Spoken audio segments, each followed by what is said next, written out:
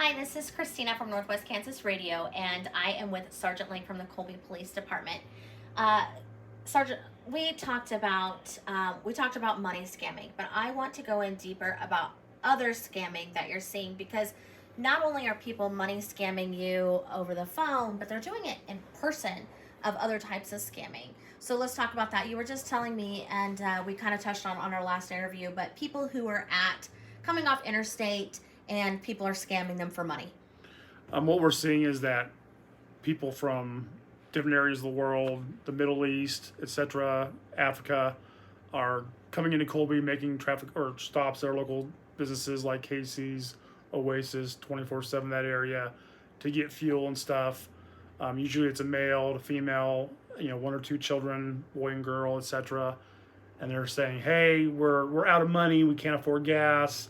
I have a $10,000 necklace, I'll give it to you. If I can get $200-300 in cash to get down the road, you'll make your money back and then some. Look at my children in the car, they're so sad they haven't eaten in 2 days. And people are forking cash over to help these people, taking that jewelry or those items for free or whatever. And then they go on to their local jewelry store or pawn shop to check those items out, and they're worth nothing. They're worth $10-15 or whatever. And then they'll notify us 3-4 days later saying, hey, this happened. I'd like to file a report. I want my money back. And it's very hard to track that down and figure that out. So basically, and you're not talking just like local people. You're talking like two people off interstate. I mean, they're both Correct. getting gas at the Oasis truck stop, right? Yeah, we could have a couple from, say, Denver passing through here on the way home from Kansas City, and these other people, approach them saying, hey, we're down on our luck. Could you help us? They feel bad. They give them money. Then they get home to Denver a week later and call us saying, hey, we were in your jurisdiction on this date and time. Here's what took place and happened. This is a fictitious, ring or bracelet or whatever. And pretty much you just have to say, like, if you didn't get any information, like, I'm sorry. Yeah, sometimes they can get a license plate and we can try to track that down. Most of the time they're just like, well, it was a white car.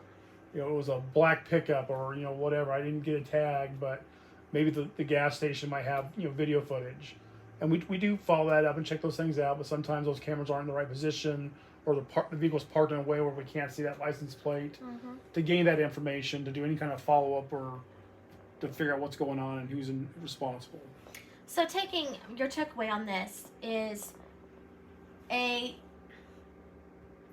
don't want to say don't give cash to people, but you really shouldn't, right? I mean, I understand wanting to help your fellow man, and we all have that goodness in our heart to try to do that, especially when you have, say a husband and wife, and there's kids in the car, and they're playing on that emotional aspect of your life, saying, hey, my kids haven't eaten, my kids are starving, look how sad they are.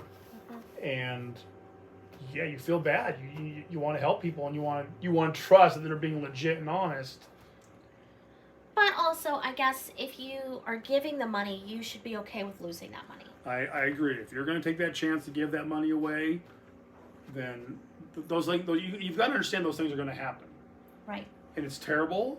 You wish people would be more honest and up forth and coming and stuff, but that's the nature of the beast in the world we live in today. It's just a sad thing. It is. So, just to be comfortable with what you would possibly lose by giving someone money. Yeah. And if it's too good to be true, 99.9% of the time, it's too good to be true. No one's going to hand you a $10,000 necklace or ring and say, hey, take this. For $100, you'll be fine. I wouldn't do that to anybody. I mean, that's my $10,000 necklace, Right. I'm not going to trade it for $100, but right. People are preying on that. Hey, here's something that's too good to be true, and you're going to fall for it. Well, and they're good at what they do. They are. They're very convincing. They're obviously not new to it. It's something that they do everywhere.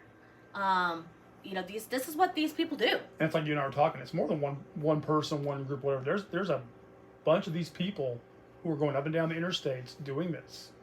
From the west coast of California all the way to the east coast, Florida, New York, etc. It's up and down that interstate, and that's what they do. That's how they make their money. And we do what we can to stop it, but... I mean, they literally take it like it's their job. That's what they do. Exactly. That's what they do 8 to 5. Maybe not 8 to 5, but that's the job. Exactly. Okay, let's talk about something else. Let's talk about, I've seen a lot of Facebook, a lot of surrounding communities, a lot of surrounding people, not really necessarily in Thomas County, but we've seen it in other counties where there's vehicles that are trying to flag people over for help that maybe aren't legit. Yep, correct. If you see that and you question that, you're not sure what's going on or what's happening, I highly suggest notifying your local law enforcement. Call 911. Hey, there's a vehicle out here. It's broke down. There's a individual out here trying to flag me down. As I was passing, he's like running down the street to get my attention, whatever. If you're People do that? People do that. If you feel uncomfortable, call local law enforcement. Let them know what's going on. So should you pull over for somebody you don't know? I would not. Once again, you want to help your fellow man, someone who's in need and who wants help, but you've got to think about your own safety and your own safety first.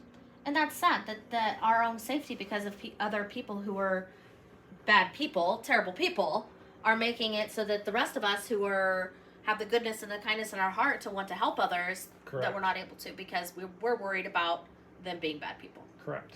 So the best thing to do, if you see someone pulled over, they're flagging you over, it looks like they need help, what you call your local police department? That's what I would do. I would notify, call 911 saying, hey, there's a vehicle broke down. So you can call 911 so you can get the local. I would suggest doing one. that. Yes. And if they tell you, hey, this isn't an emergency, please call the admin number, whatever. Just, if you can take that number down and do that, that's fine. Mm-hmm. But just try to get as much information you can. It's a white pickup. I think it had a Colorado tag on it. There was a white male outside waving his hands in the air. No one else was stopping. I was unsure. I didn't feel comfortable. I don't feel safe. Okay. That's good. That's just good advice. Period. Correct. You don't know the people, if it's not your neighbor and you don't know them personally. Correct. You know what I mean? Correct. Then maybe it's just better just to let someone that has the experience or can to help them. And that's why we're here. That's what we do. We can go out there and check on those vehicles and check on that and help them. Right, and that's not a problem. That's Nope. part of your job. It is. Okay. What if I feel like someone, I'd heard that maybe a possibility that one of these vehicles was following someone. I always tell, and I've had friends call me before saying they think they're being followed by another vehicle, whatever. I tell them to try to Google search their local law enforcement in their community where they're at and just drive to that area and then also notify them. If there's officers on duty, they'll be more than happy to meet you in the parking lot to make sure that you're safe and everything's legit and on the up and up. So if you're scared and you're in your vehicle, whether it's someone following you that you don't know or you do know, or, and that's going into another topic, but it's always safe to call your local law enforcement center and to drive there. Yes. Now, what if I drive there, I don't have my phone? Can I just honk my horn outside? Would somebody come out? I would like to think so. Hopefully they will. They're, we have lots of video cameras and audio. I would like to think if there's someone in our parking lot, a vehicle out there that's honking their horn, and our dispatch center is going to call saying, hey, we have a what's going on? Unruly subject, or there's something going on in our parking lot. Can someone go check? And we'll go out there and do that. As long as there's an officer in the building. Right. Okay. So. Well, again, I appreciate you talking to me, Sgt Lange, and I always feel like I get good information, and I hope that everyone else takes away some things from this, and again, it's sad that the way people treat other people Correct. Makes it harder for the rest of us, but it does does happen in our small towns, and it does. it is relevant and to know what to do in these situations. Correct. Okay, appreciate it so much. Not a problem.